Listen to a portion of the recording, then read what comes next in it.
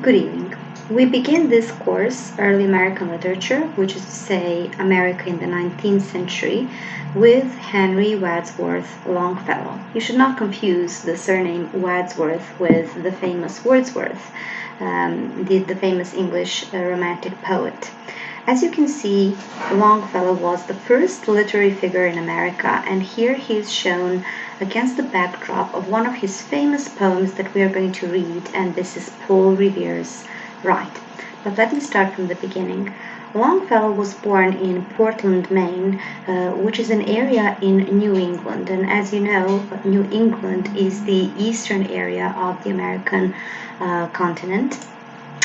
He was very proficient in many modern languages, so he spoke French, German, Italian, Spanish, which is why he was offered a professorship of modern languages at Boyden College. And he accepted the professorship, but first he wanted to go to Europe and to study there for about 3 years at his own expense. Longfellow published his first book when he got back from Europe, and this book was Outremer, A Pilgrimage Beyond the Sea. These were basically travel sketches which were inspired by Washington Irving's famous sketchbook, of which I'm going to tell you something in my following video. And this book was not actually very successful, but it was praised by Nathaniel Hawthorne, another famous writer of the age, who was Longfellow's old classmate and a fellow writer, and the two were very close friends. He also toured European and Scandinavian countries when he got acquainted with the famous European romantics, especially Novalis and Goethe, both of which will influence his own writing. But during these travels, his first wife suddenly died after a miscarriage during his travels. So basically he found comfort in the romantic writings of Goethe and Novalis. While he was in Europe, he met another woman who he began to woo, and this courtship lasted for 7 years. It was quite a long courtship because Longfellow was a romantic in that way. And this courtship of his was described in his next work, which is called Hyperion. Frances Appleton was the woman in the question, and this work was basically called too sentimental. Actually, Longfellow is pretty much sentimental. And Edgar Allan Poe, for example, called it shapeless, without beginning, middle, or end. The work Hyperion is going to be pretty much overshadowed by Longfellow's next work, which is Voices of the Night. But let me just say something about Edgar Allan Poe. Of course, I have to mention Poe during my first lecture because he's going to be probably the main focus of this course. He influenced so many writers and he did so many things, not all of them actually good. Edgar Allan Poe was a critic who wrote for Burton's Gentleman's Magazine, and at first he contacted Longfellow saying that he was unquestionably the best poet in America. But when Poe's reputation as a critic increased, he started criticizing Longfellow, and eventually he accused him of plagiarism, saying that Longfellow basically imitated Tennyson, and Poe's biographers would tell you that this is called the Longfellow War. Longfellow actually did not respond to Poe's accusations because he was so good-hearted, basically unlike Poe, who did many disgraceful things in order to become famous. So let's just call this a brief digression. As I said, his next collection was pretty much successful. It was called Voices of the Night, and here we find one of the famous poems written by Longfellow. It's called A Psalm of Life. You will pay attention to the word psalm, which is pronounced without p or m, And I decided to read this poem with you guys in the classroom because it's so epic. It's really topical and too beautiful to be just read by me during this video lecture. Basically, you will see that the poem represents a dialogue, actually a monologue, but it's somebody who is addressing somebody else, telling him that life is not made of numbers, and that we should re-examine everything that the Bible has taught us, such as that we are only dust and we will return to dust. We are not. Life is something much more. And there are some famous lines in the poem, such as that we can leave behind us footprints on the sands of time. The poem was very and is today still very popular in America, and is even more popular than the poems of Tennyson, let's say, or Wordsworth. Other works by Longfellow include his epic poems, which we can divide into two subgroups, basically based on their theme. The first epic poem group would be the medieval themes, of which I just will single out one.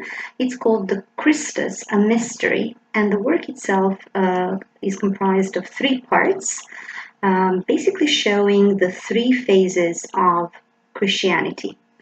The other group is much more interesting to me because it deals with the American themes. We have two famous epic poems here. The first one is Evangeline, and the second is the Song of Hiawatha. I just have to pause for a second. I'm so sorry, my dog went into the room. It's just a real life situation. Here she is. Say hi. But I will continue now. The American poems. The first one is Evangeline, and it deals with the girl who's called Evangeline during the French-Indian War. I'm sure you remember that the French-Indian War was fought between the French and the British, and the British were always winning, so there's no question about it. And it deals with a part of Canada from which the British were expelling the French. Evangeline is one of those who were being expelled, and she gets separated from her lover. And throughout the poem, she goes on a search for her lover, and it is really, really pathetic. The story's sentimentality was too harsh, for example, for Nathaniel Hawthorne, who was offered the topic before Longfellow, but he declined to write about that. The other poem is the Song of Hiawatha. It's really difficult for me to pronounce the name of this Indian, and it deals with the mythology and the subconscious knowledge of the Indian peoples across America. Today, it's probably the most famous thing that Longfellow is remembered for.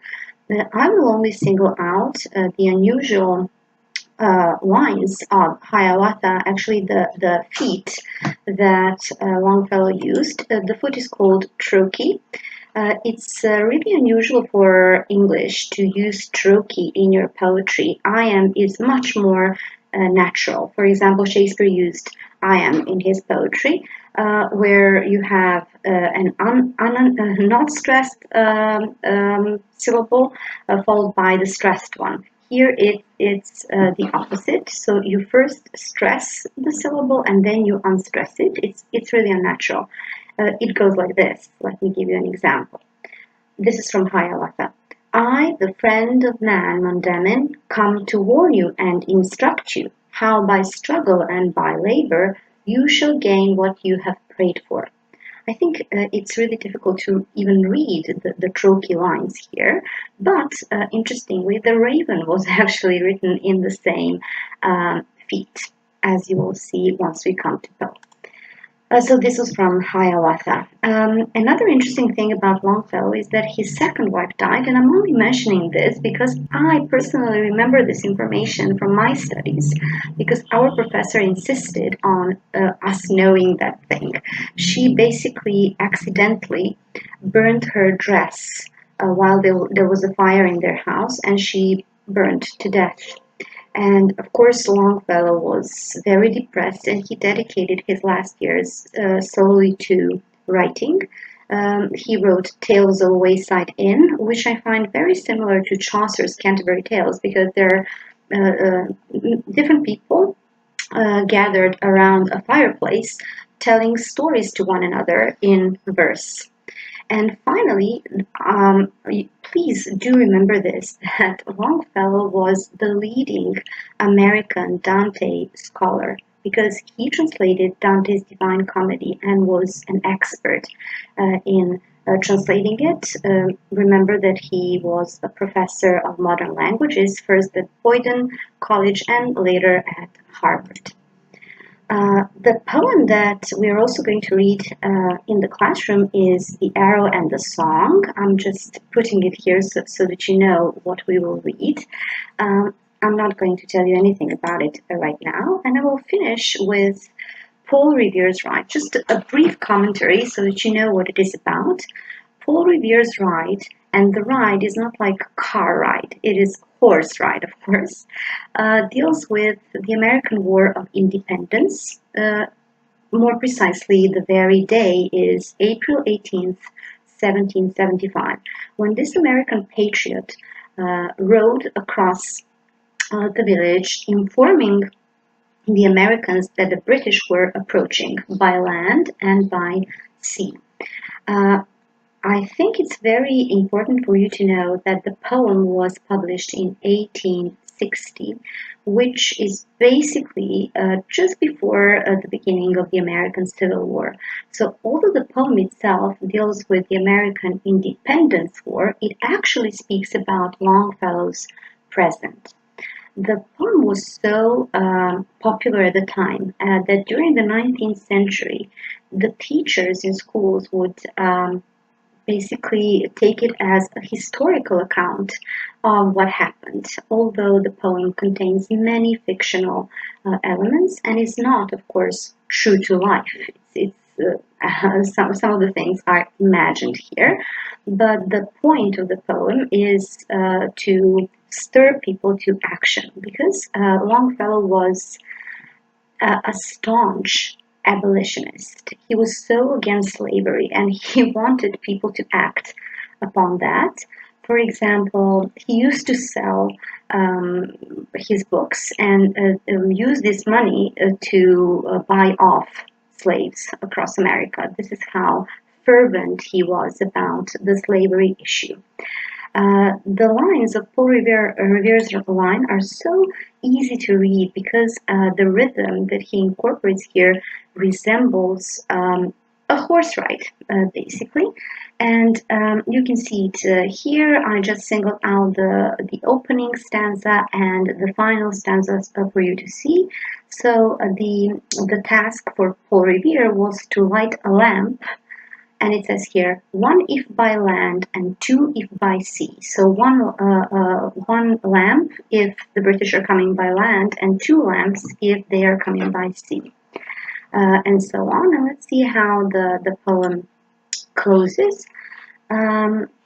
It goes, so through the night went his cry of alarm to every Middlesex village and farm, a cry of defiance and not of fear.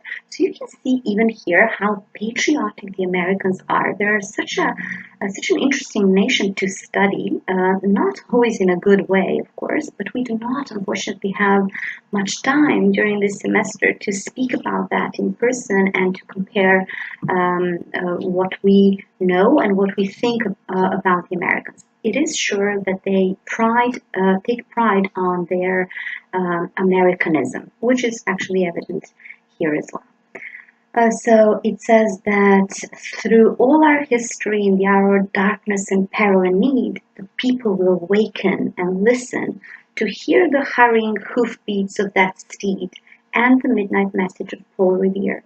So Paul Revere in this poem becomes a nationalist who wants to waken up people to start to act against slavery, not for independence, but Longfellow uses the old cause to stir our attention away from it and to the new pressing issue, which is the abolition of slavery. So this would be really briefly about Longfellow, and next I'm going to speak about Irving, and then we read some excerpts in class.